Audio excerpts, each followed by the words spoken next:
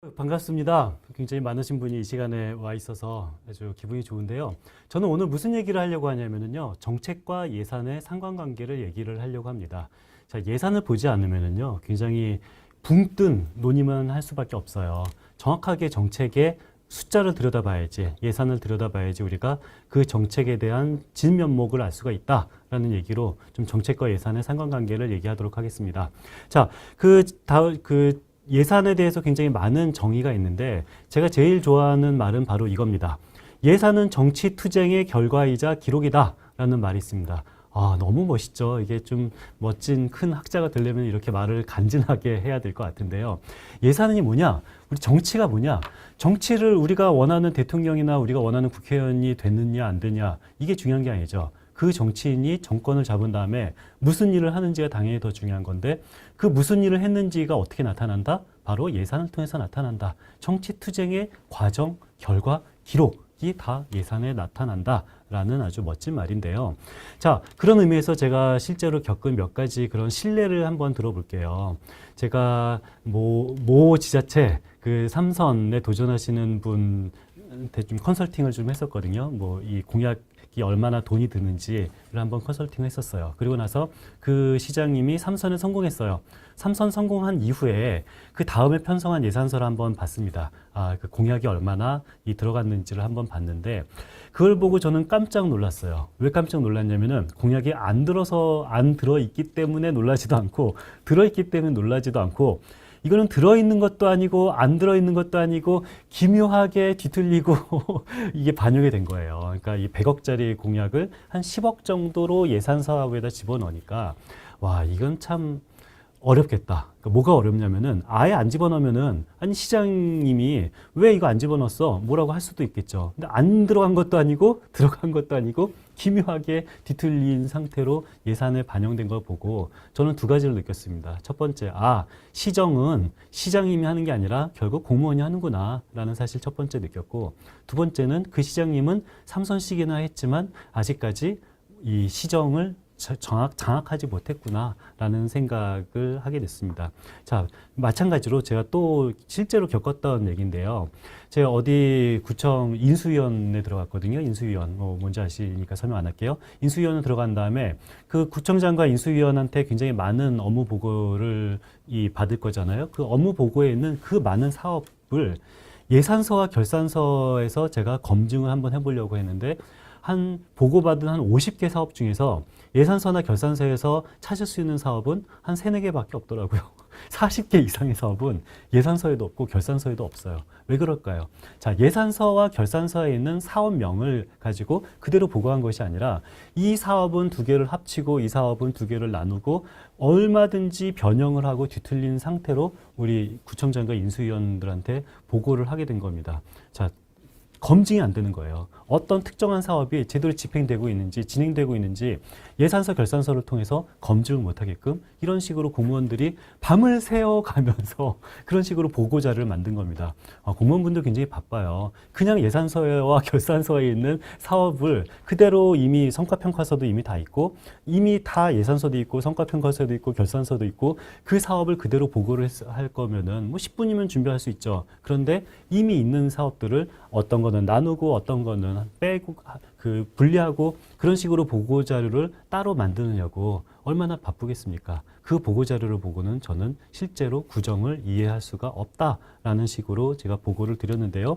자, 그런 의미에서 제가 요 다음 페이지에 나오는 것은 실제로 제가 그 구청장 당선인한테 보낸 메일이에요. 메일을 통해서 보냈는데 그래서 우리가 이 예산서 결산서에서 확인할 수 없는 그런 자료들은 우리가 제대로 보고를 받은 게 아니고 일부러 이 구정을 파악하지 못하게끔 이런 식으로 뒤틀려서 보고를 한다라는 그런 충언을 담아서 이 메일로 한번 보낸 거를 한번 여러분들이 보시면 좋겠고요. 자, 그리고 더 구체적인 예를 하나 들어볼게요. 우리 그 지난 대선 때 거의 유일한 정책 논쟁이었죠. 유일한 정책 논쟁이 기본소득 하나밖에 없었습니다. 자, 기본소득에 대해서는 굉장히 찬반 양론이 극단적으로 대립하는 거죠. 어떤 사안 같은 경우는 찬반 양론뿐만 아니라 중립도 굉장히 많아요. 근데 기본소득은 저는 찬반 양론 말고는 중립을 본 적이 없습니다. 기본소득 찬성론자들은 기본소득만 되면 우리나라가 젖과 꿀이 흐르는 나라처럼 될 것 같고, 기본소득 반대론자들은 기본소득만 하면 우리나라가 망할 것 같이 그런 식으로 적극적으로 반대를 합니다. 자, 여러분 중에서도 기본소득 찬성론자 있고 반대론자 있을 텐데 제가 어떤 말을 해도 안 바뀌어요. 여러분의 신념 안 바뀝니다. 자, 그런 상황을 뻔히 아는데 제가 기본소득 얘기를 가지고 나온 이유는요. 저한테 기본소득 찬성하냐 반대하냐 물어보면은요. 저는 기본소득 해도 되고 안 해도 되고 무수히 많은 기본소득 안에 중립지대가 있다고 생각합니다. 기본소득 한다와 안 한다 그 사이에 100개 이상의 단계가 있다고 생각합니다. 자, 문제는 이런 생각을 하는 게 저뿐만 아니라 대한민국 관료는 다 이런 생각을 합니다. 기본소득론자가 대통령이 되든 기본소득 반대론자가 대통령이 되든 크게 대한민국을 변하지 않게 기본소득을 그냥 명목적으로만 할 수 있는 식으로 기본소득을 뒤틀릴 수 있는 그런 여러 가지 방법론이 있는데요. 쉽게 말해서 우리가 기본소득을 한다 안 한다 뿐만 아니라 1조짜리 기본소득과 10조짜리 기본소득과 100조짜리 기본소득이 다 같은 기본소득은 당연히 아니에요. 100조짜리 기본소득과 50조짜리 기본소득과 70조짜리 기본소득이 수없이 많은 중간 단계가 있습니다. 자, 기본소득 중간 단계를 통해서 그냥 기본소득을 한다라고 하면서 뭐 1조, 2조, 10조 정도 쓰는 게 아무런 우리나라에 문제가 생기지 않죠. 뭐 대한민국 정도 되는 나라가 10조 정도를 기본소득 한다고 해서 갑자기 망할 일 절대 없고요. 갑자기 우리나라가 좋아질 일도 절대 없습니다. 자, 대한민국 관료는 이런 일을 해요. 정치인은 예산을 보지 않습니다. 나는 기본소득론자다. 나는 기본소득 반대론자다. 이 말만 하고요. 관료는 예산을 통해서 어떤 정책도 관료의 마음대로 뒤틀고 변형시킬 수 있습니다. 당연하죠. 50조 원짜리 기본소득과 10조 원짜리 기본소득은 당연히 같은 동일하게 정책을 할 수가 없는 얘기죠. 자, 그런 의미에서 제가 뭐 기본소득에도 굉장히 많은 단계가 있고 중립지대도 있다라는 그런 글을 썼는데 뭐 그 필요하신 분, 관심 있으신 분만 읽으시면 될 것 같고요. 또 반대로 저는 기본소득, 좀 전 글은 기본소득에 중립지대가 있다라는 의미고, 다음 글 같은 경우는 기본소득 괜찮다, 할만하다라는 글도 썼고요. 또 이 다음 글 같은 경우는 기본소득 하면은 굉장히 할 필요 없다라는 적극적인 반대 글도 썼습니다. 자, 무슨 소리냐면요. 저는 돈만 주면 모든 글을 다 써요. 기본소득 반대하는 글을 써주세요. 쓰고요. 기본소득 찬성하는 글을 써주세요. 씁니다. 자, 제가 이 말을 왜 하냐면요. 대한민국 관료도 이 일을 다 할 수 있다는 얘기입니다. 대한민국 관료도 기본소득 찬성론 얼마든지 만들 수 있고요. 기본소득 반대론 얼마든지 만들 수 있습니다. 자, 그렇기 때문에 우리는 정확하게 예산을 보지 않으면은 우리가 실제 정책의 참 모습을 볼 수가 없는데요. 자, 그런 의미에서 뭐 기본소득 관련돼서 쓴 글은 뭐 관심이 있으신 분만 읽으면 되고, 제가 말씀드리고 싶은 것은 기본소득에 대해서 말씀드리고 싶은 것이 아니라 굉장히 예산, 금액을 통해서 다양한 형태의 기본소득이 존재할 수도 있다라는 말만 드리고 관심 있는 분만 읽으시면 될 것 같습니다. 자, 그런 의미에서 우리가 실제 정책과 예산의 관계를 드라마틱하게 보여주는 예를 한번 보여드렸는데요. 자, 오른쪽에 있는 요 초록색깔 이 도표는 이 정부 보도자료입니다. 자, 정부 보도자료를 보면은 22년 예산안이 굉장히 아주 아름다운 젖과 꿀이 들어있다라는 식으로 되어 있죠. 신양극화 대응 중측정 사회 안전망을 강화하고 청년 희망 사다리 패키지를 만들고 SOC를 고도화하고 첨단화하고 탄소 중립 경제를 선도한다고 하는데 누가 이것을 반대할 수가 있겠어요? 아니, 이거를 반대할 이유가 없죠. 미래 산업에 R&D에 투자를 한다는데 이런 식으로 국가 정책을 홍보를 하면은 뭐 당연히 반대할 것도 없고 비판할 것도 없고, 그뿐만 아니라 이런 국가 정책에 대해서 우리가 제대로 이해할 수가 없습니다. 자, 그런데 우리는 예산을 제대로 보면은 이 정부 보도자료를 통해서 이해하지 않고 예산서를 통해서 이해해 보면은 우리의 이해 폭은 굉장히 극대화됩니다. 자, 무슨 소리냐면요. 제가 조금 이따 결론을 말씀드리기 전에 또 하나 황당한 것을 알려드리려고 하는데요. 이것은 23년도 그 정부의 보도자료 를 뉴시스에서 만든 건데요. 그러니까 뉴시스에서 만든 게 아니라 정부 보도자료를 그냥 색깔만 칠한 거니까 정부 보도자료다라고 생각하시면 되는데요. 자, 올해 예산이 얼마라고 그러죠? 이 가운데를 보면은 639조 원이라고 그러죠. 올해 총 지출이 639조인데 도대체 639조를 어디에다 쓰고 있는지를 정부가 보도자료를 통해서 설명하고 있습니다. 정부 보도자료에 따르면은 639조 원 중에서 보건복지 고용에 226조를 쓰고 교육에 96조, 뭐 SOC에 25조, 뭐 국방에 57조, 지방행정에 111조 등을 쓴다고 나와 있습니다. 자, 그렇다면은 보건복지 고용 226조, 교육 96조, 국방 57조, 일반 지방행정 111조를 다 더하면 얼마가 나와야 돼요? 예? 당연히 상식적으로 639조가 나와야 되겠죠. 그런데 놀랍게도 이것을 다 더하면은 639조가 아니라 한 645조가 나와요. 놀랍죠? 이건 통계가 아닙니다. 이건 그래픽도 아닙니다. 이거는 이 통계 ABC가 된 게 아니죠. 우리가 이런 그래프를 보면은 우리가 이런 그래프를 왜 보는 거죠? 도대체 639조가 어디에 배분됐는지를 알고 싶어서 이런 그래프를 그리는 건데 이 그래프를 다 합치면은 639조가 아니라 640조가 훌쩍 넘고요. 그리고 더 놀라운 것은 이 그래프에 제외된 것도 있어요. 뭐 예를 들어서 통신 분야도 제외됐고 예비비도 제외가 됐는데 중복과 배제를 통해서 그냥 자의적으로 만든 게 바로 그래프인 거고요. 이게 바로 우리나라 대한민국 보도자료의 현실입니다. 굉장히 놀랍죠. 자, 왜 이런 황당한 일이 벌어지냐면요. 중복과 배제가 일어나기 때문이에요. 여기 보시면은 R&D에 30조를 쓴다고 했는데 실제로는 어떻게 구조가 되어 있냐면은 우리가 복지 R&D에다가 1조를 써요. 그러면은 복지 예산도 1조가 늘어난다라고 카운팅이 되고 R&D에도 1조가 동시에 늘어납니다. 국방 R&D에도 1조를 써요. 그럼 국방 예산에도 1조 원이 카운팅이 되고 R&D에도 1조 원이 동시에 카운팅이 됩니다. 자, 이런 식으로 중복된 상태로 보도자료를 만드니까 당연히 합치면은 639조가 넘어갈 수밖에 없는 거고요. 그렇다면은 이런 식의 보도자료는 아무런 정책적 가치가 없는 거죠. 저는 쓰는 김에 더 썼으면 좋겠어요. 어차피 중복할 거면은 차라리 그냥 조금만 중복하지 말고 그냥 한 100조 원씩 통 크게 중복을 하죠. 예를 들어서 우리는 복지에다가 한 400조를 씁니다 라고 홍보하고 교육에도 한 200조를 씁니다 라고 홍보하고 R&D에도 한 300조를 씁니다 라고 그런 식으로 홍보하나 지금 이런 식으로 홍보하나 다를 게 하나도 없죠. 저는 쓰는 김에 차라리 더 써라 라고 제안을 하고 싶고요. 그런 의미에서 우리는 예산서를 제대로 보지 않으면 당합니다. 이런 보도자료만 보면은 우리는 R&D에 30조를 쓰고 보건복지 226조를 쓴다라고 우리는 착각할 수가 있습니다. 자, 그리고요.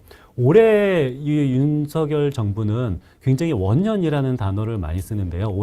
올해가 어떤 해인 줄 아세요? 올해는 윤석열 정부에 따르면은 신정상의 오타입니다. 신성장 4.0 AI 원년이 바로 올해라고 합니다. 자, 대한민국 요 50년 이상 우리 대한민국 건국된 이후로 우리의 성장 동력이 1.0 성장 전략, 2.0 성장 전략, 3.0 성장 전략이 있었는데 드디어 올해 2023년도부터는 우리는 AI를 통한 원년 신성장 4.0 전략을 도입한 어마어마한 해가 바로 올해다라는 식으로 이 정부는 보도자료를 통해서 말을 하는데요. 자, 그런데 오케이. 왜 AI 원년이라고 주장하니까 AI 예산을 제가 한번 파악해 봤습니다. 자, 올해 AI 예산은 8,900억 원이에요. 작년 AI 예산이 얼마인 줄 아세요? 1.2조 원입니다. 어라? 윤 정부는 올해가 AI 원년이라는데 AI에 투자한 예산 금액을 보면은 작년에는 1.2조 원이고 올해는 한 9천억 원이니까 오히려 예산이 줄었습니다. 자, 예산이 줄었는데 AI의 원년이다. 신성장 동력 4.0 원년이다라는 주장은 이거는 당연히 믿을 수가 없는 거죠. 예산이 줄었는데 어떻게 원년이 되겠습니까? 자, 또 윤 정부는 어떤 말을 하냐면은 기후위기 원년이다라는 말도 합니다. 저출산 정책을 완전히 바꾸는 원년이다라는 말도 합니다. 자, 기후위기 원년이다라고 해서 제가 기후위기 관련된 예산을 작년과 올해를 한번 비교해 봤습니다. 자, 작년보다 작년에는 한 42조 원 정도였는데 올해는 39조 원으로 줄었습니다. 자, 예산이 줄었는데 원년이라고 말하는 것은 의미가 없는 거죠. 그리고 저출산 예산 같은 경우도 뭐 작년보다 오히려 줄었습니다. 자, 예산이 줄었는데 원년이라고 말하는 것은 아무런 의미가 없는 거고요. 자, 그런 의미에서 제가 아까 말씀드렸던 그 오른쪽 굉장히 젖과 꿀이 흐르는 보도자료를 예산서를 보면은 어떤 식으로 다시 재해석될 수 있는지를 한번 이 얘기를 하고 싶은데요.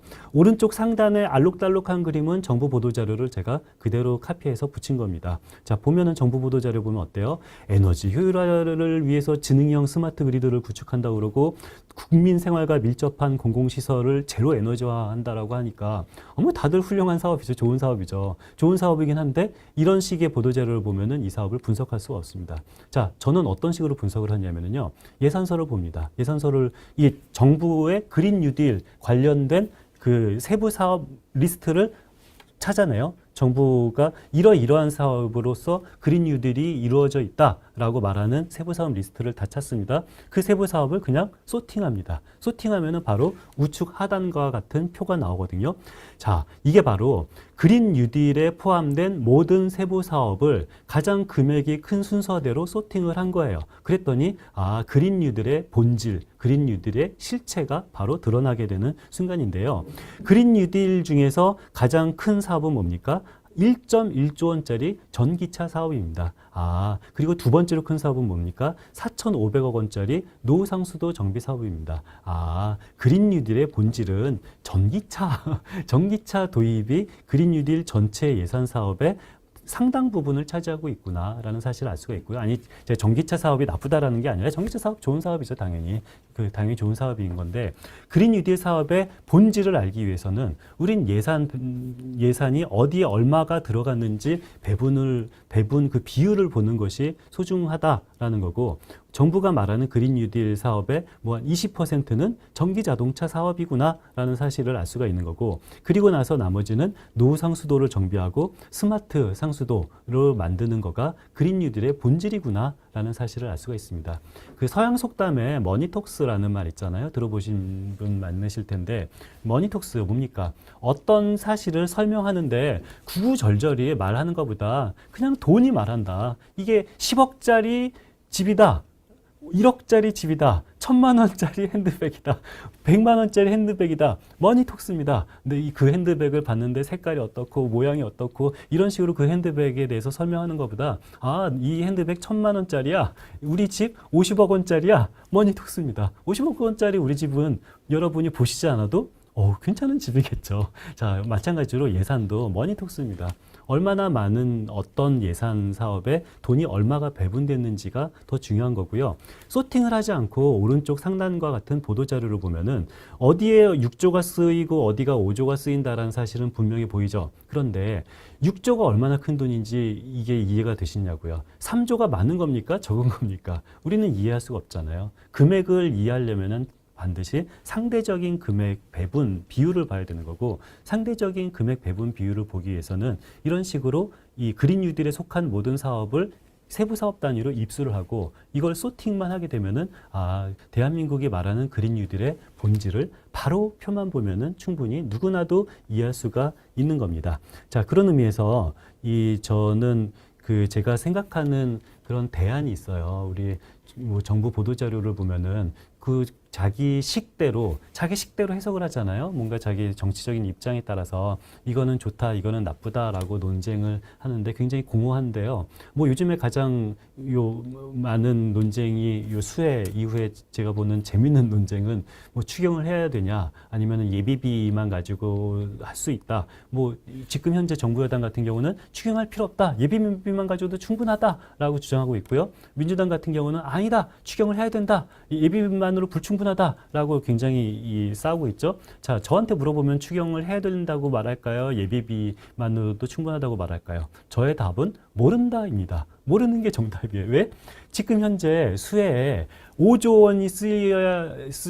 원이 있어야지 수해를 극복할 수가 있는지 2조 원이 필요한지 우리 아무도 모르고 있어요. 2조 원 정도 오면은 예비비로도 충분한 거고요. 5조 원이라면은 예비비 가지고도 충분하지 않아서 반드시 추경을 해야 되는 거고요. 자, 그런데 지금 현재 정부는 수해 복구에 2조 원이 들지 3조 원이 들지 5조 원이 들지 제시조차 하지 않고 일단 나는 얼마 들지 모르겠지만 추경은 필요 없고 예비비로도 충분하다라고 미리 말을 하면은 이거는 아무런 문제 해결형 논의가 아니고 뭔가 불필요한 논쟁만 계속 지속될 수밖에 없는 거죠. 그런 의미에서 저는 정부 보도 자료에 반드시 이 두 가지가 있으면은 좋다라고 생각을 해요. 어떤 거냐면은 일단 정부가 보도자료를 낸다라는 것은 어떤 정책을 발표한다라는 것은 그 정책을 구현하는 수단은 결국 두 가지밖에 없습니다. 법과 예산이에요. 그렇죠? 국회, 정치가 갖고 있는 권한이 뭡니까? 법을 바꾸거나 아니면은 예산을 바꾸는 겁니다. 그래서 지금 현재는 이런 식으로 정책이 진행이 되고 있는데 앞으로는 이 정책을 어떻게 하겠다라고 구구절절 말로 설명하는 것보다 딱 두 가지 표만 있으면은 저는 확실한 이 정책을 클리어하게 설명할 수 있다고 생각하는데 첫 번째 표는 뭐냐면은 예산 신구 대조표입니다. 지금 현재는 이 세부 사업에 10억 지출하고 저 세부 사업에 50억 지출하고 요 세부 사업에 80억을 지출하고 있는데 앞으로는 이 사업에 70억을 지출하고 요 사업에 뭐 80억을 지출한다라는 예산 신구표 하나가 반드시 필요하고요. 두 번째는 법률 신구 대조문입니다. 자, 국가가 어떤 정책을 하더라도 당연히 법을 통해서 입법화 시킬 수밖에 없는데 법을 바꿀 수도 있고 시행령을 바꿀 수도 있고 시행 규칙을 바꿀 수도 있어요. 이러한 거 아무것도 바꾸지 않고 할 수 있는 것은 사실상 거의 없습니다. 법치 국가인 우리나라는. 그렇다면은 우리가 지금 이 정책을 앞으로는 어떻게 하겠는데 지금은 이렇게 하고 있는데 앞으로는 이렇게 하겠다라는 미사오고 다 필요 없고요. 지금 현재 법 또는 지금 현재 시행령, 지금 현재 시행규칙 몇 조, 몇 항을 앞으로는 이렇게 바꾸겠다라고 정확하게 표로서 신고대조문만 제시를 하면은요, 훨씬 클리어합니다. 우리가 그 악마는 디테일에 있다고 똑같은 정책도 뭐 무슨 법 20조를 바꿨을 때 그것을 구현할 수도 있고 그 법 35조를 바꿨을 때 그 정책을 구현할 수도 있어요. 정치인은 그냥 이걸 하겠다라고 선언만 하지만 그 선언을 이 관료가 어떤 법 몇 조 몇 항을 어떤 식으로 바꿔서 그 법을 정치인의 정책을 구현할 수 있는가에 따라서 실제 효과는 굉장히 많이 달라질 수가 있는 거고요. 그런 의미에서 우리는 어떤 정책의 변화를 가장 명확하게 보여주는 것은 법, 시행령, 시행규칙을 지금 현재 몇 조 몇 항을 앞으로 몇 조 몇 항을 이렇게 바꾸겠다라는 표 하나, 그리고 예산, 신구대조, 예산, 지금 현재는 이 사업에 20억 쓰는데 앞으로는 이 사업에 30억 쓰겠다라는 그 두 개 표만 있으면은 우리는 국가의 정책을 굉장히 클리어하게 오해 없이 이해할 수가 있고요. 거기에 그런 거를 통해서 논의하는 정책 논쟁은 굉장히 합리적이고 효율적인 논쟁이 될 수 있지 않을까라는 생각이 듭니다. 자, 그런 의미에서 요거를 한번 읽어보시면 될 것 같고요. 자, 저는 예산을 통해서 그렇다면은 실제로 한번 정부 정책을 한번 평가를 해보는 그런 실제 워크숍 시간을 한번 가져보도록 하겠는데요.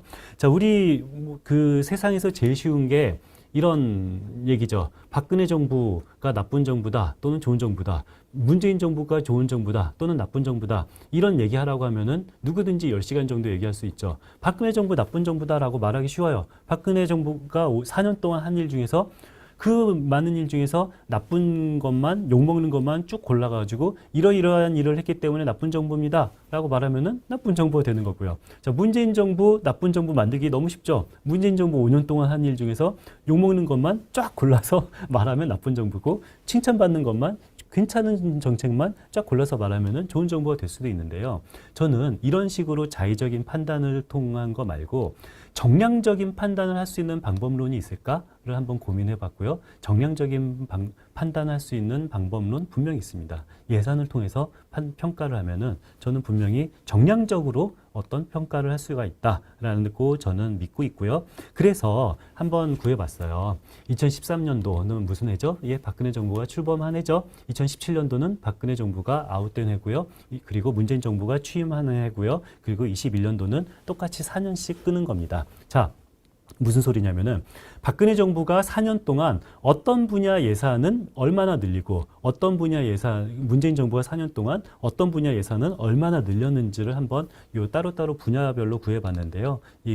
이 표를 보기 조금 이해하기 어려워서 한번 그래프로 그려봤어요. 자, 그래프로 그려봤더니 이거 봐도 좀 이해하기 어렵죠. 왜냐하면 맨 오른쪽을 보실래요? 맨 오른쪽은 총지출이거든요. 다 합산한 거가 뭐 아시다시피 문재인 정부가 4년 동안 더 많이 있는 금액을 늘렸어요. 박근혜 정부 4년보다. 그렇기 때문에 모든 분야가 더 많이 늘어난 것처럼 보이잖아요. 그래서 통계적으로 만약에 똑같은 금액을 늘렸다면 이 전체 총지출 증가 금액이 똑같다면 표준화해서 비교한 표가 바로 이 표인 거거든요. 자, 이 표 이해하시죠? 자, 표준화한 겁니다. 뭘 표준화한 거예요? 만약에 박근혜 정부와 문재인 정부가 재정 총량 늘린 금액이 만약에 똑같다면 상대적으로 어떤 분야에 박근혜 정부는 돈을 많이 늘렸고 상대적으로 어떤 분야에 문재인 정부는 돈을 늘렸는지를 한번 그래프로 그려본 것이 바로 이 표인데요. 자, 이 표를 보니까 아주 명료하게 두 정부의 성격이 드러납니다.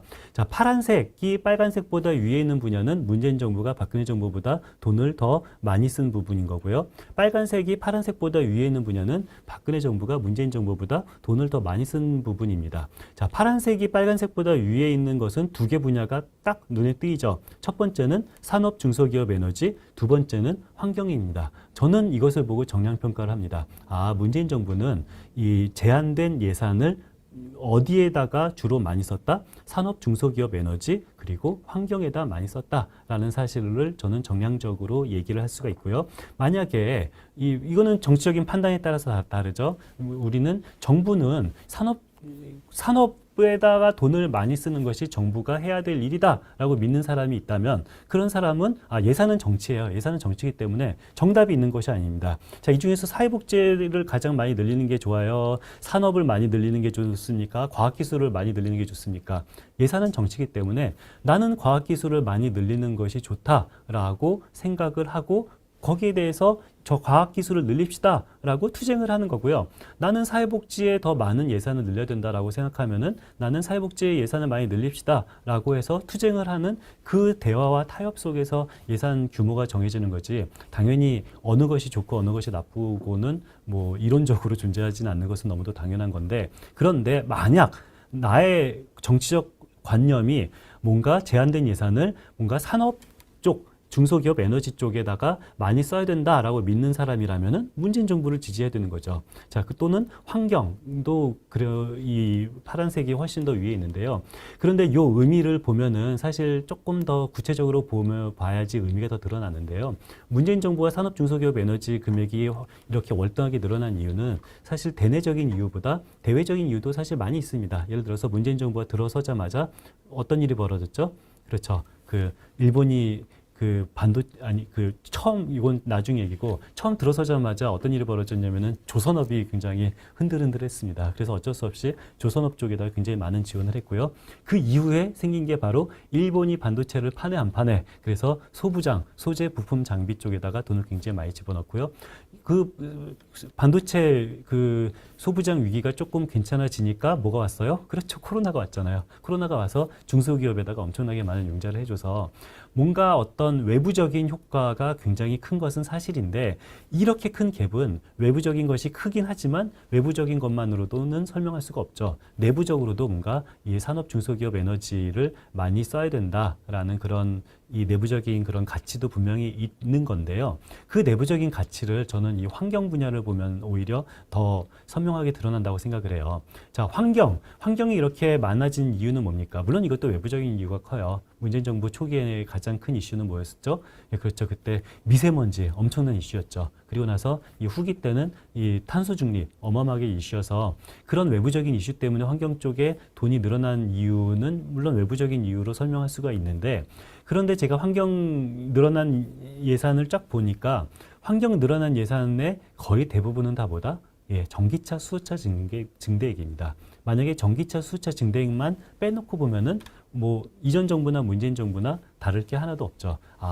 문재인 정부가 환경을 많이 늘렸다. 팩트죠? 왜 환경이 많이 늘어난 것처럼 보이냐? 전기차 수소차 예산을 많이 늘렸기 때문이고요. 그리고 전기차 수소차 예산을 늘린 것의 의미는 환경을 위해서 늘린 것도 있지만 국내 산업을 위해서 늘린 것도 있지 않겠어요? 뭐 당연히 우리는 선수니까 다 당연한 거죠. 그러니까 전기차 수소차 예산이 나쁘다라는 게 아니고요. 전기차 수소차 예산에 굉장히 많은 돈을 집어넣는다라는 목적이 뭐냐면은 첫 번째는 환경이요, 두 번째는 산업인 거잖아요. 두 마리 토끼를 다 잡기 위해서 이 전기차 수소차에다가 돈을 많이 넣은 거라는 의미는 문재인 정부는 굉장히 뭐 산업에 대한 그런 큰 그 의지를 가지고 있다라는 사실을 알 수가 있죠.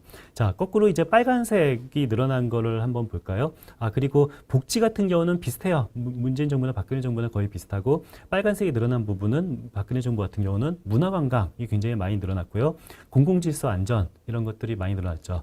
박근혜 정부가 문화관광이 많이 늘어난 이유는 뭐 물론 외부적인 효과도 있습니다. 뭐 평창 동계올림픽 같은 그런 외부적인 효과도 있지만 내재적인 효과도 굉장히 커요. 박근혜 정부가 굉장히 많이 말을 했던 게 그 창조경제, 아이고 정말 오랜만에 들어보시죠. 창조경제라는 말도 굉장히 많이 했지만 창조경제 빼놓고서 가장 많이 말한 말이 문화융성이었어요. 기억나시나요? 예, 오랜만에 들어보신 말일 텐데, 박근혜 정부는 굉장히 문화융성이라는 말을 아주 자주 했고, 그것에 대한 결과가 이렇게 그 문화관광에서 빨간색이 위로 치솟은 거고요. 두 번째로 보면은 공공질서 안전이 빨간색이 위로 치솟았죠. 자, 공공질서 안전도 외부적인 효과가 좀 큽니다. 예, 짐작하시죠? 예, 맞습니다. 세월호 이후에 안전 예산이 굉장히 많이 늘어났고요. 그리고 이 경찰 쪽 예산도 많이 증액했습니다. 자, 아무튼 한 가지만 더 보죠. SOC를 한번 볼까요? 자, SOC 같은 경우는 뭐 둘 다 줄긴 했지만 문재인 정부에서는 조금 줄었고 박근혜 정부에서는 굉장히 많이 줄었다라는 사실을 알 수가 있는데요. 이걸 보면은 저는 굉장히 재밌어요. 뭐가 재밌냐면은 그 박근혜 정부의 경제 정책의 네이밍 기억하시나요? 예, 네이밍. 뭐였지? 예, 초이노믹스. 와, 오늘 굉장히 옛날 얘기 많이 나오네요. 초이노믹스 참 오랜만에 듣죠. 그렇잖아요. 초이노믹스가 뭐였습니까? 뭐 적극적으로 경기 부양 정책을 쓰겠다라는 것이 초이노믹스고, 이거를 뭐 비판적으로 보는 사람은 뭐 빚내서 집 사란 말이냐라는 식으로 적극적으로 뭐 SOC 투자를 하는 그런 경기 부양 정책을 쓰겠다라는 것이 초이노믹스의 핵심이었는데, 말은 그렇게 했지만 사실상 SOC 예산은 굉장히 줄였습니다. 굉장히 줄였고요. 문재인 정부는 초기에는 우리는 토건 예산이 아니라 사람 예산을 하겠다라는 식으로 굉장히 홍보를 많이 했어요. 자, 박근혜 정부는 우리는 적극적으로 경기 부양 정책을 하겠다라고 말했고, 문재인 정부는 우리는 토건 예산보단 사람 예산이다라고 말을 했지만 실제로는 어떻습니까? 문재인 정부는 SOC 예산을 조금 줄였고 박근혜 정부는 SOC 예산을 많이 줄였습니다. 이거를 보면은 정치적 슬로건과 예산은 사실 우리가 별로 상관관계가 없구나라는 사실을 알 수가 있고요. 자, 여러분이 짐작하시는 여러분의 이미지 속에 있는 문재인 정부와 박근혜 정부의 이미지와 이 예산 그래프를 보면은 일치하시나요? 예, 일치 안 하죠. 그렇죠. 그래서 우리가 정치적인 슬로건은 그 정부의 참모습을 볼 수가 없다. 예산은 정치 투쟁의 결과이자 기록이다라는 말이 처음이었잖아요. 저는 문재인 정부, 박근혜 정부가 했던 말보다 문재인 정부와 박근혜 정부가 썼던 돈에 더 관심이 있습니다. 그게 이 진짜 참 모습이다라고 생각을 합니다. 자, 그런 의미에서 뭐 박근혜 정부, 문재인 정부는 뭐 옛날 얘기니까 그냥 시간 관계상 쭉 넘어갈게요. 쭉 넘어가고 윤석열 정부를 봐야죠. 윤석열 정부를 한번 보려고 하는데요. 자, 윤석열 정부의 재정정책은 이 말로 요약이 될 수가 있죠. 추경호 부총리가 항상 이런 말을 합니다. 추경호 부총리는 지난 정부가 너무 지나치게 확장 재정을 했기 때문에 우리 정부는 어쩔 수 없이 건전 재정을 해야 해라고 추경호 부총리는 말을 하고, 여기에 대해서 찬성하는 사람은 그래 맞아, 지난 정부가 재정을 거덜냈기 때문에 우리는 건전 재정 할 수밖에 없어, 우리는 책임지는 정부야 라는 것이 바로 윤석열 정부 좋아하는 사람들의 생각인 거고, 민주당이나 윤석열 정부를 싫어하는 사람들은 이렇게 반박을 하죠. 아니야, 무슨 소리야, 이렇게 내수가 안 좋을 때는 국가가 재정적으로 적극적인 역할을 해야지, 이럴 때 건전 재정을 하는 게 무슨 의미야 라고 싸우죠. 자, 여러분은 누구 말이 맞는 것 같아요? 자, 찬성론이 맞아 보여요? 반대론이 맞아 보여요? 저는 둘 다 틀려 보입니다. 자, 무슨 소리냐면은 추경호가 만든 프레임 안에서 우리끼리 싸울 필요가 없다는 얘기입니다. 이거는 거짓의 프레임을 추경호가 만들었어요. 자, 정치의 가장 중요한 것은 프레임 세팅 능력이라고 저는 생각하거든요. 과연 추경호 부총리가 만든 프레임, 지난 정부는 재정을 거덜냈고 우리 정부는 건전 재정을 유지한다라는 프레임이 과연 맞는 프레임인지부터 한번 검증을 한번 해보도록 합시다. 자, 우리 오른쪽 이 표를 보면은 그 예산은 그 개늑시란 말 아시죠? 개늑시 뭐죠? 그 개와 늑대를 구별하기 어려운 시간인 거고, 이게 뭐 드라마 제목으로 유명해졌지만 원래 프랑스 속담이래요. 그러니까 좀 동이 어스프레하게 틀 때 멀리서 있으면 저게 개인지 늑대인지 구별이 어렵죠. 조금만 시간이 지나서 동이 트어서 화나면은 이게 갠지 늑대인지 확실히 알겠는데 지금 이게 동이 어슴푸레하기 때문에 이게 갠지 늑대인지 몰라요.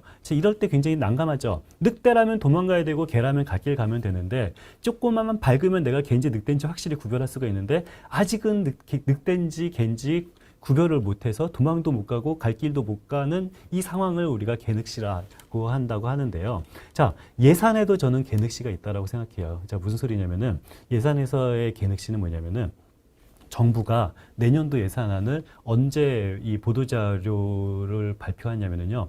보통 8월 말에 발표를 합니다. 물론 엠바고 전에 한 3, 4일 전에 해서 기자들이 요 한참 기사를 한 일주일 가까이 준비를 하고 이게 빵 터트리는 것은 한 8월 30일 뭐 그 정도의 내년도 예산안을 항상 8월 30일 일면 톱 기사는 내년도 예산안에 대해서 도배가 되는데 대한민국 헌법에 따르면 정부가 국회에 내년도 예산안을 제출하는 시기는 9월 3일입니다. 엥? 뭐라고요? 8월 31일 날 이미 언론 일면 톱 기사가 나온다고 그랬죠. 그런데 정부가 국회에 내년도 예산안을 제출한 시간은 9월 3일입니다. 자, 무슨 소리예요? 9월 3일 전에 저를 비롯해서 대한민국 어떠한 언론인도 예산안을 보지 못해요. 예산안을 보지 못하고 그냥 기사를 씁니다. 저는 8월 30일 정도 되면은 전화기 거의 꺼놓고 막 도망다녀요. 전화 와가지고 내년도 예산안 어떻게 평가하십니까? 저는 평가 못하죠. 내년도 예산안을 봤어야 평가를 하죠. 본 거는 내년도 예산안 보도자료만 보고 그 많은 기사들이 나옵니다. 자, 보도자료만 보고 나온 기사는 그냥 정부가 원하는 프레임 속에서 보도자료를 쓸 수밖에 없어요. 그렇죠. 예산안은 못 봤는데 어떻게 우리가 알 수가 있습니까? 자, 그래서 저는 예산의 개늑시는 이 정부의 보도자료가 배포가 되는 8월 30일부터 실제 예산이 국회에 제출되는 9월 3일까지가 개늑시라고 생각을 하는데요. 자, 이것이 어떤 문제를 벌어지는지 한번 실제로 보죠. 오른쪽을 보면은 이건 대한민국 정책 브리핑, 대한민국 보도자료죠. 자, 연도를 보면 아주 옛날 얘기예요. 2016년도 대한민국 보도자료에 따르면 기재부 보도자료에 따르면 내년도 그러니까 2017년도죠. 2017년도는 400조 원으로 역대 최대 슈퍼예산이다라고 썼어요. 뭐 정부가 슈퍼예산이라고 주장하니까 이 언론 보도를 보세요. 와, 슈퍼예산 역대 최대 슈퍼예산 400조 대박 슈퍼예산 뭐 이런 식으로 언론 보도가 있죠. 자, 2017년도는 이 전년 2016년보다 몇 퍼센트 증가한 줄 아세요? 3.7% 증가했습니다. 자, 3.7% 증가한 예산안을 정부가 슈퍼예산이라고 주장하니까 모든 언론이 슈퍼예산이라고 기사를 씁니다. 자, 올해 예산은 몇 퍼센트 증가한 줄 아세요? 올해는 5.2% 증가합니다. 자, 올해 5.2% 증가하면서 정부가 보도자료에다 뭐라고 써요? 긴축 예산이라고 쓰죠.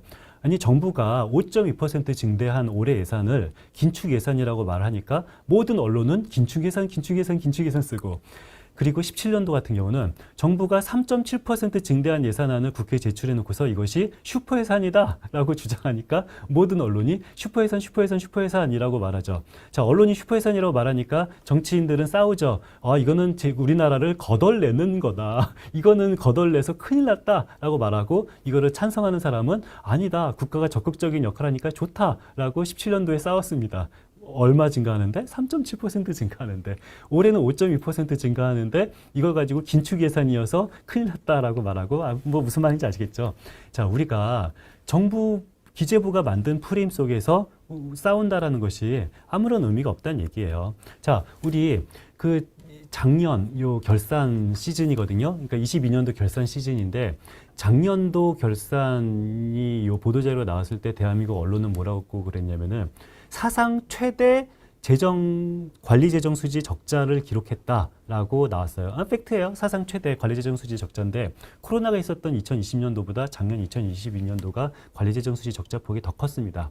자, 그래서 그때 제가 언론 보도를 보니까 작년 같은 경우는 문재인 정부가 취임했잖아요. 작년 예산 본 예산은 문재인 정부가 짜고 2차 추경은 윤 정부가 취임을 했었는데, 그런데 이 언론 보도자료를 보니까 지난 정부가 너무 확대 재정을 해서 윤 정부가 아무리 건전 재정을 하려고 해도 역부족이었다. 그 역부족이어서 작년에 사상 최대 재정 적자가 나왔다라고 말하는데요. 자, 작년에 재정 적자가 폭이 제가 정확히 기억나지 않는데 한 70조인가 그럴 정도 될 거예요. 통합재정 수지가 한 70조 정도 이 마이너스가 됐는데 윤 정부가 들어서서 2차 추경을 했던 거가 한 60조 원 정도 추경을 했습니다. 기억나시잖아요? 그 2차 추경 때 그 손실보상금 저도 600만 원 받았어요. 그 저를 비롯한 그 사업자 등록증 있는 사람들이 다들 600만 원씩 받았거든요. 문재인 정부 때 뭐 한 100만 원 정도밖에 못 받았는데 윤석열 정부가 딱 600만 원 주니까 TV에서 윤석열 대통령 얼굴이 나오면은 막 아빠 미소가 절로 나와요. 아니, 600만 원을 줘보세요. 얼마나 기분이 좋겠습니까? 자, 제가 무슨 말을 하냐면은요.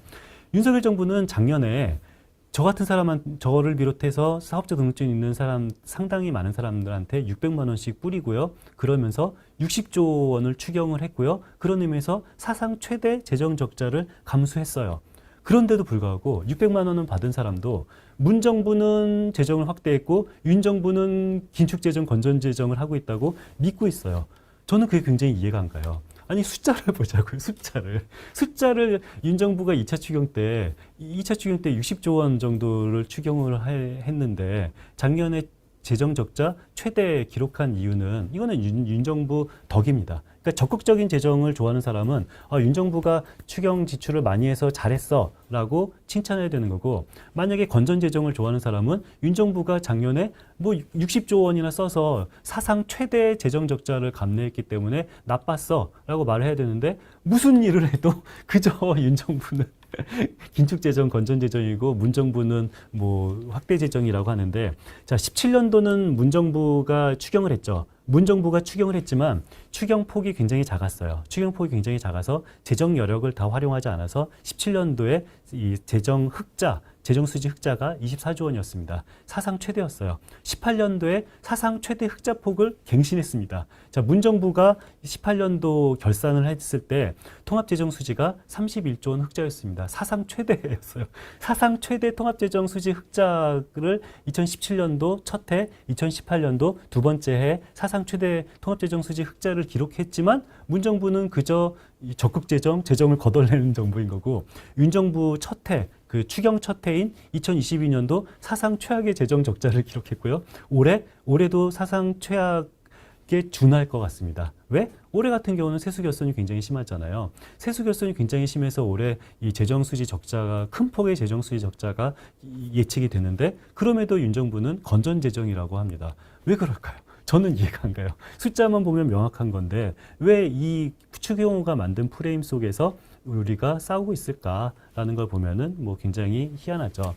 자, 올해 예산을 보면은 이 건전재정과 이 복지 두 마리 토끼를 잡을 수 있는 예산안이다라는 것이 바로 기재부 보도자료입니다. 기재부 보도자료에 따르면은 따뜻한 복지라는 토끼와 건전재정이라는 토끼 두 마리를 다 잡은 예산안이다라고 스스로 이 자평을 하는데, 자, 저는 그렇지 않다고 생각을 해요. 왜 그렇지 않다고 생각하냐면은 일단 복지는 따뜻하지 않다라고 저는 일단 뭐 건전 재정이 아니다라고 생각하는데, 자, 우측 하단 요 표를 보시면은 23년도 같은 경우는 올해 총지출 증가율이 5.2%라고 그랬잖아요. 근데 총수입 증가율이 불과 2.8%입니다.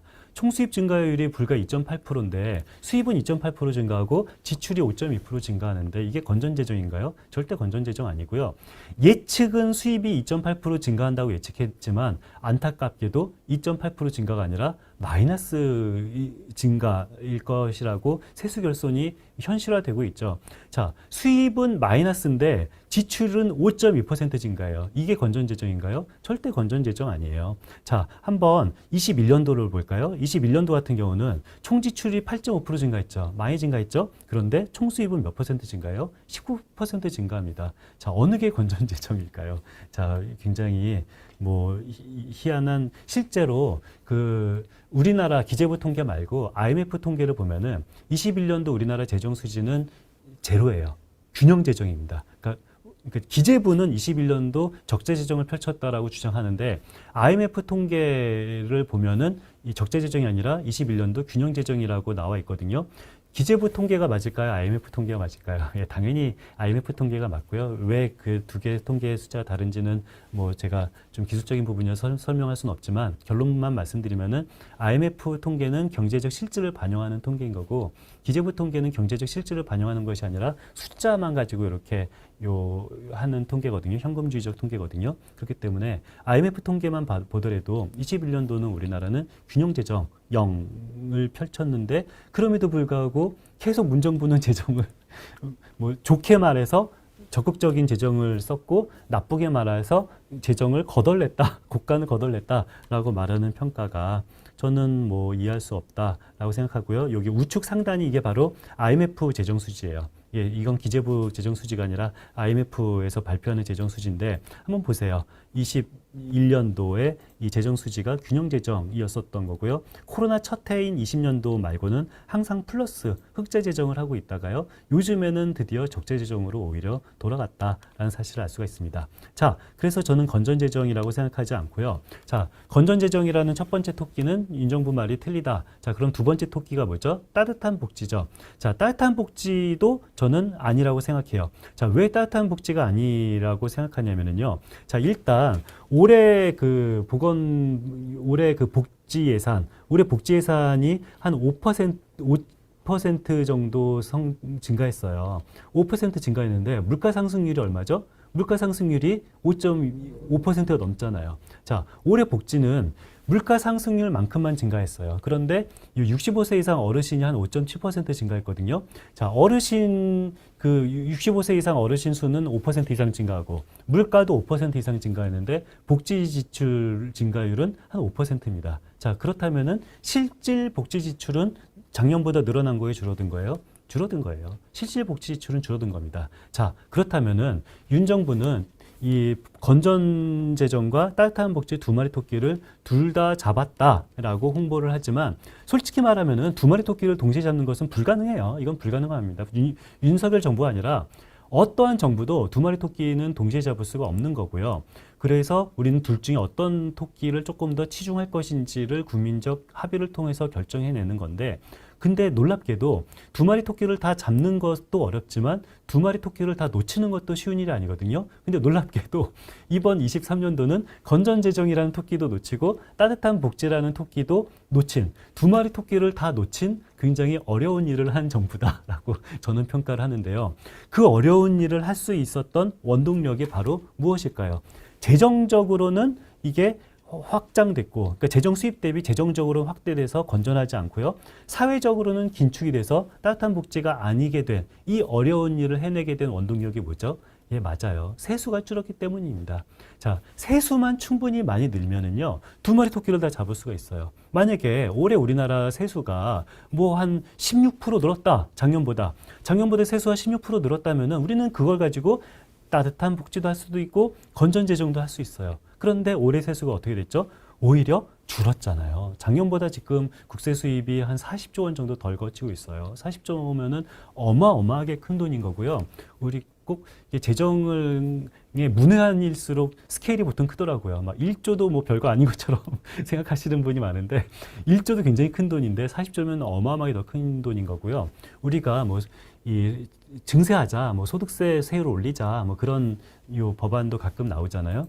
소득세 세율을 아무리 올려도요, 그 증세 효과가요, 10조 원을 절대 넘지 못합니다. 10조 원이 뭡니까? 한 5조 원 정도거든요. 5조 원을 벌기 위해서 우리가 그렇게 욕을 먹어가면서 소득세를 증세하자, 뭐 법인세 증세 말도 나오잖아요. 법인세 증세를 해봤자 그 법인세 증세 효과가 아무리 많아도 한 10조 원 조금 남짓해요. 법인세 증세 효과는 소득세 증세 효과보다 조금 커서 법인세를 아무리 올려봤자 10조 원 정도 세수가 늘어나고 소득세를 아무리 올려봤자 한 3조 원에서 한 5조 원 정도 늘어나는데 그런데 올해 자연스럽게 작년보다 감소가 되는 게 40조 원이에요. 굉장히 큰 돈인데요. 자, 이렇게 40조 원이 감소가 되니까 우리가 그 건전재정이라는 토끼도 놓치고 따뜻한 복지라는 두 마리 토끼를 다 놓칠 수밖에 없다라는 거고 왜 세수가 감소될까요? 예, 물론 첫 번째는 경기 영향입니다. 경기가 안 좋아서 세수가 감소되는 것도 있지만 두 번째는 감세 영향입니다. 자, 감세가 되면은 당연히 이 감세를 했기 때문에 작년보다 세수가 줄을 수밖에 없죠. 자, 그런데 놀랍게도 저는 이 오른쪽 이 표를 보고 저는 정말 경악을 금치 못했어요. 작년에 경악을 금치 못했었는데 오른쪽 표는 뭐냐면은 이거는 기재부 보도자료를 제가 그냥 카피해서 여기다 붙인 겁니다. 기재부 보도자료에 따르면은 올해 작년보다 국세 수입이 16.6% 늘어날 것이다 라고 말을 했어요. 엥? 뭔 소리야? 올해 작년보다 국세 수입 굉장히 많이 감소되고 있잖아요. 현재 시점에서는. 그런데 올해 예산상에서 기재부가 올해는 그 작년보다 국세 수입이 무려 16.6% 늘어날 것이다 라고 홍보를 했어요. 자, 1년에 세계 수입이 16.6% 늘어난다면은 이건 정말 어마어마하게 늘어나는 거고, 이렇게 국세 수입이 어마어마하게 늘어나게 된 원동력이 뭐냐? 기재부가 깨알 같은 자랑을 합니다. 뭐라고 자랑하냐면은 주요 세목 세입 기반 확충 노력을 우리가 주요 세목 세입 기반을 확충을 해서 올해 세입이 작년보다 16.6% 늘어나라는 것이 이게 바로 기재부 보도자료거든요. 저는 경악을 금치 못했어요. 왜 경악을 금치 못했냐면요. 새빨간 거짓말이기 때문입니다. 자, 왜 새빨간 거짓말이냐면은 작년에 기억하실 거예요. 초과세수 엄청나게 생겼잖아요. 우리 문재인 정부가 1차 추경할 때 요 손실보상금 많이 주겠다라고 했더니 기재부가 돈 없습니다라고 해서 못 줬다가 윤석열 정부가 들어선 다음에 손실보상금 주겠다라고 했더니 기재부가 예, 돈 많습니다. 충분히 주십시오 해서 그 초과세수가 작년에 요 54조 원인가 인식이 됐잖아요. 새롭게. 그 초과세수가 인식이 됐다는 얘기는 국세 수입 예측치를 바꾼 거죠. 그러니까 국세 수입 예측치를 수정한 거죠. 수정을 이미 한 와중에 수정을 한 수치에서부터 올해가 1% 늘어나는 것이 팩트인데요. 그런데 수정 전 수치와 비교를 해서 16.6% 늘어난다고 기재부가 보도자료를 쓴 거예요. 제가 매년 저는 밥만 먹고 재정 자료만 보는 사람인데 이런 적 처음입니다. 그러니까 어떤 적이 처음이냐면은 기재부가 세입 예측을 수정하는 경우 예측이 아니라 그 중간중간에 그 세입 그러니까 예측이죠. 본예산 때 예측했던 거를 추경을 통해서 수정하는 일은 많이 있어요.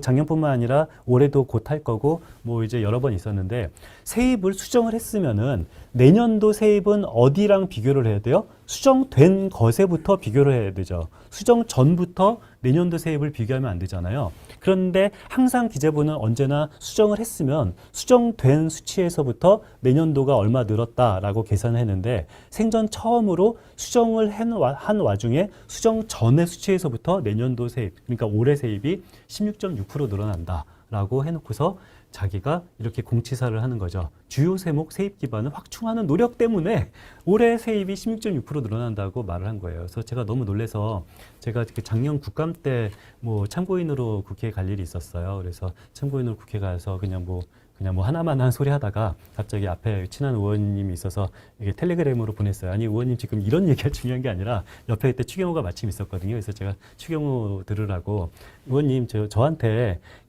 이 기재부는 16.6% 늘어난다고 말을 했는데 사실은 1% 늘어난다고 저는 생각을 해요. 그렇다면은 저한테 물어보세요. 기재부는 16.6% 늘어난다고 말을 했는데 이상민 참고인은 1% 늘어난다고 주장을 하는데 기재부 말이 맞냐 제 말이 맞냐라고 저한테 물어보세요. 이거 텔레그램으로 말했더니 바로 저한테 물어보더라고요. 그래서 제가 기재부가 16.6% 늘어난다는 말은 새빨간 거짓말인 거고요. 실제로는 1% 늘어납니다 라고 말을 했더니 옆에 있는 추경호가 막 화를 내요. 막 화를 내면서 마이크를 뺏으면서 얘기를 하더라고요.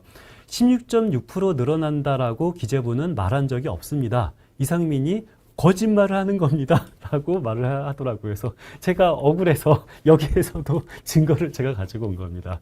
자, 16.6% 늘어난다고 기재부가 주장한 적이 없대요. 있어요. 이게 바로 기재부 보도자료거든요. 가장 중요한 보도자료예요. 그러니까 내년도 예산안 보도자료보다 더 중요한 보도자료는 없어요. 그 내년도 예산안 내는 보도자료에 16.6% 늘어난다고 이렇게 명시를 해놓고서 우리 기재부는 16.6% 늘어난다고 말한 적이 없다라고 막 저를 혼내더라고요. 그래서 제가 막 혼내고 있는데요.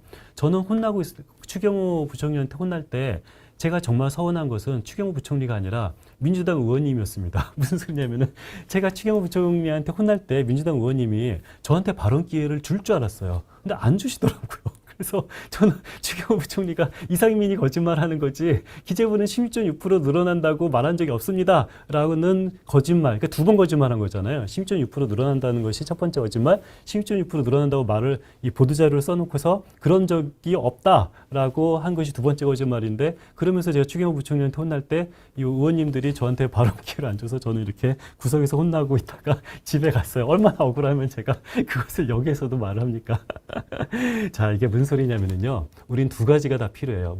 첫 번째, 숫자를 잘 알아야 돼요. 두 번째, 정무적인 감각이 있어야 됩니다. 그렇게 추경호 부총리가 민주당이 추천한 그 증인이 국감에서 혼나고 있으면 저한테 발언 기회를 줘야겠다라는 그런 정도의 정부적 판단이 있었어야 되는데, 제가 얼마나 억울했겠습니까. 자, 이걸 하나 볼까요? 자, 이것도 기재부 보도자료예요. 기재부 보도자료를 보면은 국가 채무 비율이 올해 0.2%포인트 감소된다라고 보도자료에 써 있어요. 이것도 새빨간 거짓말이에요. 저는 정말 깜짝 놀랐어요. 자, 국가 채무 비율이 올해 0.2% 감소된다라고 했는데요. 실제로 0.1% 증가하는 것이 사실입니다. 이것도 마찬가지거든요. 작년에 그 세입 을 바꿨잖아요. 54조 원 초과세수가 인식이 됐잖아요. 세입을 수정했잖아요. 수정을 했으면 수정을 한 이후에서부터 비교를 해야 하면 국가채무 비율이 이게 증가하는 거예요. 올해. 그런데 수정을 해놓고서 수정 전과 비교를 하니까 국가채무 비율이 감소가 된다라고 거짓말을 했죠. 이것도 굉장히 놀라운 일인 거죠. 예, 그리고 이것도 놀라운 게 그 추경호 부총리는 감세를 해도 법인세를 내려도 세수가 줄지 않는다라고 말을 했어요. 여러 번 말했어요. 이 추경호 부총리는 법인세를 내려도 법인세를 내리면 기업의 투자가 늘고 기업의 투자가 늘면은 내수가 좋아지고 내수가 좋아지면은 다시 법인세가 많이 거치기 때문에 우리는 법인세를 인하해도 세수가 줄지 않습니다라고 추경호 부총리는 굉장히 국회에서 여러 번 말했는데 기재부는 세수가 준다라고 말을 했어요. 얼마? 5년 동안에 마이너스 13조 원 준다고 그랬어요. 저는 이런 거를 민주당 의원님들이 잘 이게 지적을 하셔라. 추경호 부총리는 세수가 줄지 않는다고 말하고 기재부는 마이너스 13조 원 준다고 말을 하는데 기재부 말이 맞습니까? 부총리 말이 맞습니까? 이런 식으로 좀 예각화돼서 이게 질의를 했으면 저는 좋다고 생각하는데 근데 더 놀라운 것은 뭐냐면요. 기재부는 마이너스 13조 원 5년 동안 준다라고 했는데 제 계산에 따르면은 마이너스 13조 원이 아니라 마이너스 60조 원이었습니다. 아니, 그러니까 이 가정이 다른 게 아니라 기재부의 가정 그대로 계산만 하면은 마이너스 60조 원 준다라는 보도자료를 제가 냈고요. 기재부도 인정했습니다. 예, 기재부도 처음에는 5년 동안 마이너스 13조 원 준다라고 그러다가 이후부터는 아니다. 5년 동안 마이너스 60조 원 주는 게 맞다라고 제 보도자료 이후부터 기재부도 인정을 했었었는데요. 근데 실제로는 5년 동안에 마이너스 60조 원 주는 이 감세 방안을 이 국회에 제출을 해놓고서 기재부는 마이너스 13조 원 준다고 말하고 추경호 부총리는 안 준다고 말하고 이게 바로 이 숫자를 가지고 장난을 치는 이 대한민국 기재부의 현실이다라는 얘기인 거고요. 그런 의미에서 저는 제가 요 쓴 글이 한 번 있는데 이것은 그냥 한번 읽어보시면 될 것 같고요. 그래서 뭐 이어서 요 지방 의원님들도 많으시니까 그 지방 정부 얘기를 좀 해볼게요. 지방 정부 같은 경우는 중앙 정부랑 또 완전히 다르거든요. 중앙 정부 같은 경우는 올해 639조를 쓸지 700조를 쓸지 정치적으로 정하는 거예요. 중앙 정부는 정치적으로 정할 수가 있는 게 700조를 쓰자, 그래 돈 많이 쓰자라고 정치적으로 정하면은 그럼 세입은 어떻게 마련할 거야? 더 거두면 돼요. 그냥 증세에서 더 거두면 되던가 증세하기 싫으면 국채를 발행하면 돼요. 중앙정부는 쓸 때를 먼저 정하고 수입을 나중에 정할 수 있는 게 바로 중앙정부의 특권인 거고요. 지방정부는 그렇게 못해요. 당연히 지방정부는 쓸 때를 정하고 뭐 증세를 하거나 쓸 때를 정하고 지방채를 발행하거나 그럴 수는 없는 거니까 지방정부 같은 경우는 지출 그 규모를 이 정치적으로 정하는 것이 아니라 절대 정치적으로 정할 수가 없고 수입 규모에 맞춰서 지출 규모는 자동으로 산출이 되는 겁니다. 누가 시장이 되든 누가 구청장이 되든 지출 규모는 아무도 정치인이 정할 수가 없어요. 그냥 수입을 규모를 예측하는 관료가 지출 규모도 바로 이 균형 재정으로 정해질 수밖에 없다라는 것이 지방정부 재정 규모의 의미인 건데 요즘에 가장 요 이슈는 요 대구 홍 시장의 어떤 채무제로 선언을 계속 말을 하는데 홍 시장이 만든 프레임이 이건 거죠. 나는 건전재정의 수호자고 나를 반대하는 사람은 굉장히 미래 세대에 큰 부담을 주는 나쁜 사람들이다가 바로 홍 시장이 만든 프레임인 거고 홍 시장을 공격하는 사람들은 이런 식으로 공격을 해요. 이 정치에서 제일 중요한 건 프레임 싸움 아닙니까? 홍 시장을 공격한 사람은 아니 홍 시장 지금 예전에 그 경남도지사 시절에 뭐 자기 그때도 채무제로로 뭐 좀 광 팔고 다니더니 그때 채무제로 하기 위해서 뭐 경남 오리온도 폐쇄하고 굉장히 많은 그런 그 사람들에게 피해를 줬잖아라고 홍 시장을 공격하는데요. 저는 이런 프레임은 홍 시장이 만든 프레임에 말려 들어간다라고 생각하고요. 이거는 사실이 아니에요. 홍 시장이 만든 프레임은 사실이 아니에요. 왜?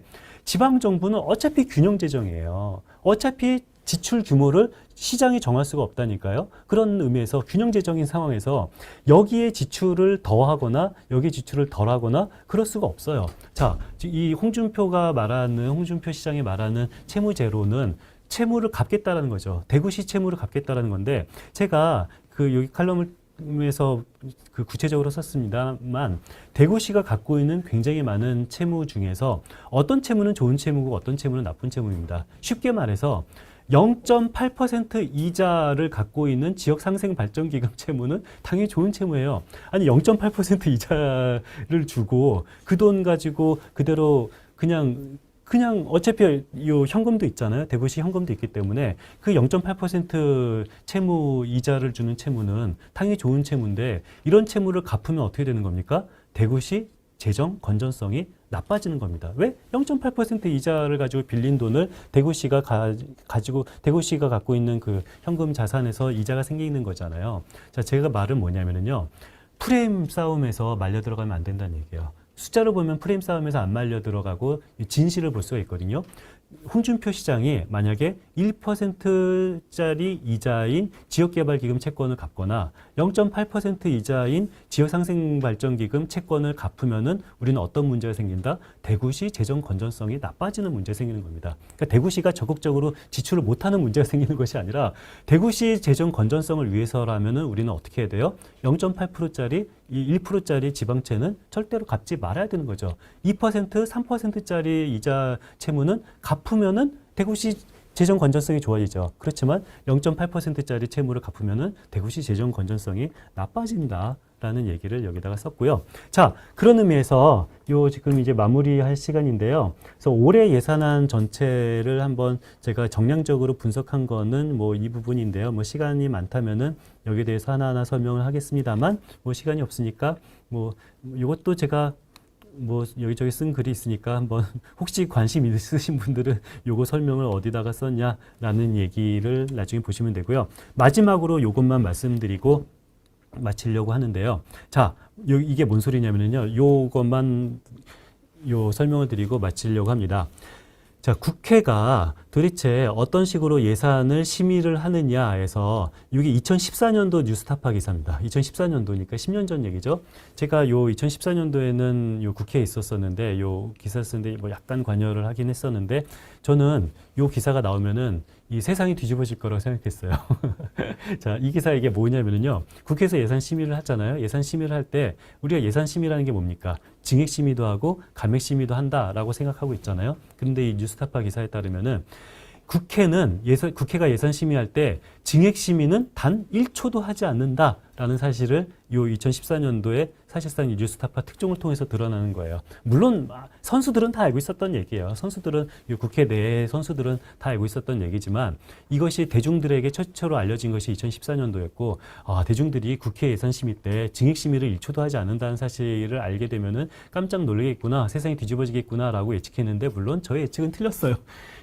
세상이 뒤집어지지 않았을 뿐만 아니라 2023년 현재까지도 이 사실을 알고 있는 사람도 거의 없어요. 국회가 증액심사를 1초도 하지 않는다라는 10년 전 기사가 나왔지만 아직까지도 요거를 알려져 있지도 않는데요. 자, 왜 국회는 증액심사를 하지 않는지에 대해서 저는 설명을 하려고 합니다. 뭐 뉴스타파 기사는 거기까지는 다루고 있지 않았는데요. 모르니까 뉴스타파 기자가 몰라서 못 다루는데 저는 이제는 말할 수 있다. 왜 국회는 증액심의를 하지 않는지에 대해서 간단히 설명하고 넘어가려고 하는데요. 예결위원이 되면은 신나죠. 예결위원이 되면 신나서 이제 자기가 발언 기회가 오면은 이제 저는 여기에다가 뭐 예를 들어서 아동수당 좀 증액하고 싶고 우리 지역구 여기에 다리에도 증액하고 싶습니다라고 딱 말을 하면은 그 주변 예결위원 동료분들이 씩 웃어요. 그러면서 이제 그 소위위원장이 말을 하죠. 예결위 소위에서 예결위 소위위원장이 아니 의원님 우리의 예결위 예산 심의는 감액 심의를 먼저 다 하고 그리고 나서 감액 심의가 끝나면 증액 심의로 들어가는 것이 관행이에요. 그렇기 때문에 의원님의 증액 의견은 감액 심의가 끝난 다음에 말해주세요라고 그래요. 그러면은 멋쩍죠. 그런 거예요? 몰랐어요. 죄송합니다. 그러면 감액 심의가 끝난 다음에 다시 저의 증액 의견을 말하겠습니다라고 합니다. 자, 이제 감액 심의를 해야죠. 감액 심의는 어떤 식으로 하냐면요. 일단 예결위에서 나오는 모든 다뤄지는 그 심의, 그러니까 정부 예산안이 한 9,000개 정도 되는데 9,000개를 다 다루는 것은 아니에요. 어떤 9,000개 중에서 일부만 다루는데 어떤 일부냐? 상임위에서 논의가 됐던 거는 예결위에서 다 다루고요. 그리고 예결위원이 사전에 논의하겠다라고 그 서면 질의를 낸 것들도 다룹니다. 자, 이 말은 예결위원 한 명의 권력이 상임위 하나의 권력과 맞먹는다는 얘기예요. 그렇잖아요. 예결위원은 얼마든지 논의하고 싶은 사업, 이거를 진행하겠다 또는 감액하겠다라는 자기의 의견을 미리 서면 질의를 통해서 내면은 논의 대상 사업이 되는 거고 상임위 전체가 논의한 것과 예결위원 한 명이 논의하고 싶은 것이 이렇게 책자로 들어가서 예결위원들이 심의를 하게 됩니다. 자, 예결위원들이 그럼 심의하지 않는 나머지 예산 사업은 어떻게 되는 거죠? 정부 원안 그대로 통과되는 거예요. 정부 원안이 그대로 통과되는 거고 예결위원이 심의가 되는 것은 증액 심의는 나중에 하는 거고 이제 감액 심의를 하는 거죠. 자, 감액은 한 건 한 건당 이게 다 논의를 해요. 자, 첫 번째 한 건 정부 원안은 10억입니다. 자, 우리 여야 다 동의하십니까? 10억 다 동의 땅땅땅 통과. 자, 두 번째 한 건 정부 원안 20억입니다. 우리 동의하십니까? 아니 20억이 너무 많다. 15억으로 깎자라고 여야가 동의했어요. 그러면 15억으로 감액 땅땅땅 통과가 돼요. 세 번째 한 건 정부 원안은 30억. 그런데 야당은 20억으로 깎자 그러고 여당은 정부 원안 그대로 20억, 30억을 유지하자라고 그래요. 그럼 어떻게 돼요? 합의가 안 되죠. 합의가 안 되면 어떻게 돼요? 보류하고 땅땅땅 해요. 자, 모든 안건을 정부 원안 통과 또는 감액 합의 통과 또는 합의가 안 됐기 때문에 보류 셋 중에 하나로 다 1회독을 합니다. 이걸 1회독이라고 하는데요. 1회독이 다 끝나면은 이제 2회독을 해야죠. 뭐를 가지고 2회독을 해요? 보류로 된 것만 따로 추려서 2회독을 해요. 자, 또 논쟁을 하다가 그리고 나서 또 다시 통과된 건 통과되고 보류가 되는 것은 또 보류가 되죠. 그럼 보류가 된 거를 3회독을 하죠. 그리고 나서 또 논의를 하고 보류된 것만 따로 추려서 뭐예요? 4회독을 하죠. 이게 이론인데 물론 이렇게 안 해요. 물론 3회독, 4회독 안 합니다. 그래도 2회독까지 한 건 제가 딱 한 번 봤어요. 3회독은 아직 한 번도 못 봤고요. 저도 한 번도 못 봤고. 자, 보통 1회독이 끝나면은요, 어떤 일이 벌어지냐면은요, 2회독을 하는 것은 아니고요. 1회독이 끝나면 어떤 일이 벌어지냐면은 옛날에는 파행이 벌어졌어요.